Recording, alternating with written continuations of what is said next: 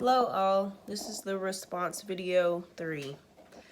The video describes the criminal justice reform movement that took place in Louisiana that created and enacted 10 reform bills into law in 2017, which was signed by Governor Edwards.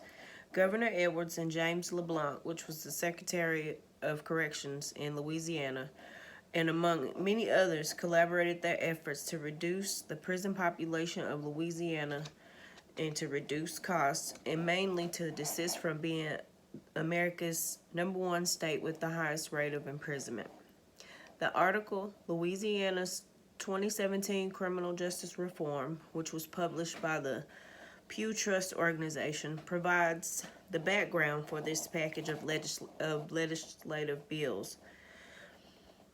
Evidence-based correctional practices started to gain momentum between 2012 and 2015 due to the surge in Louisiana's prison population. However, these efforts continued to fall short in reducing the number of incarcerated offenders in the state, and Louisiana remained #1 in the nation for having the highest rate of imprisonment. In 2015, the Louisiana Justice Reinvestment Task Force was created and comprised of various criminal justice and legal professionals who worked together to develop recommendations for sentencing and correction policies and practices that would improve public safety and reduce spending.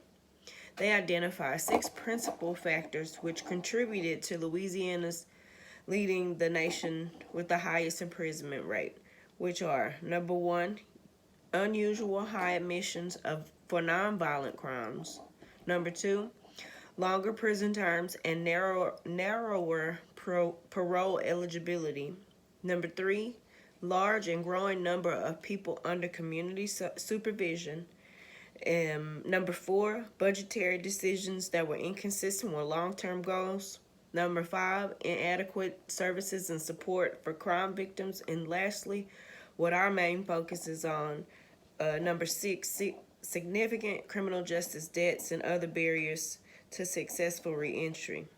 Most felon probationers and parolees still owe money towards mandatory fees and associated costs of being supervised within the community. These fees and costs are often difficult to pay due to the high levels of unemployment that accompany ex-offenders, which can be attributed to many barriers to employment. Failure to pay these fees and costs often result in incarceration and suspension of driver license and other penalties that negatively impact employability. In 2016, the task force presented Governor Edwards and the state legislature with 21 consensus recommendations, which became the basis of the package of the 10 reform bills that were signed into law in 2017. This legislation had 4 primary objectives, which were: number 1, to prioritize prison space for those who pose a public safety threat; number 2, strengthen community supervision; number 3, reinvest prison savings to reduce recidivism and victim support programs; and number 4, eliminate barriers to reentry, which is our primary purpose for discussion. This law specifically included that fines and fees be tailored directly to a defendant's ability to pay. It created a debt forgiveness incentive to reward consistent payment, and modified penalties for failure to pay, and suspended child support payments during incarceration, simplified the application process for professional licenses, and lifted restrictions on public assistance programs such as SNAP, which is food stamps, and TANF for monetary assistance. While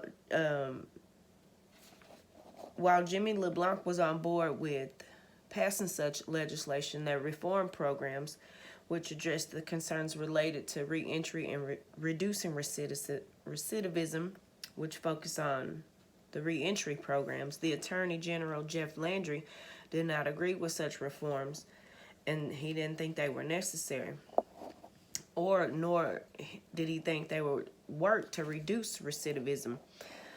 A.G. Landry, his position was that programs should be enhanced for the incarcerated population while in prison, addressing any issues prior to release because it would be detrimental to public safety.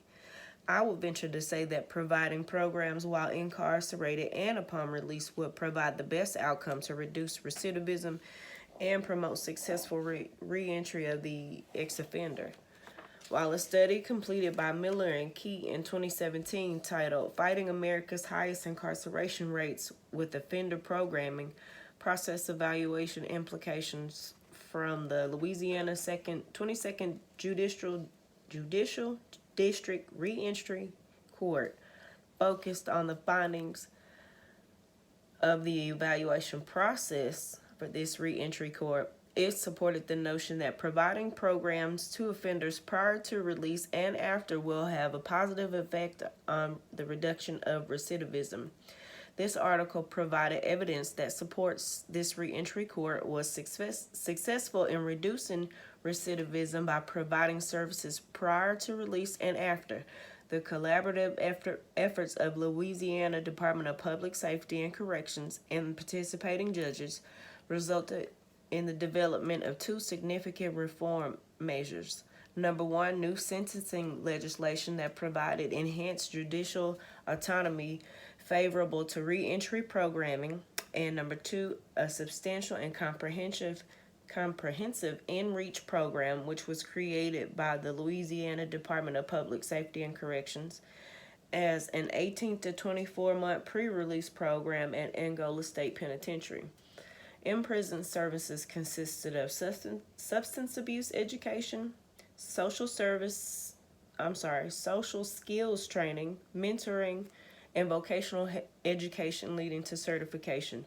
Post-release court programs were delivered over 4 stepwise phases lasting approximately 5 years.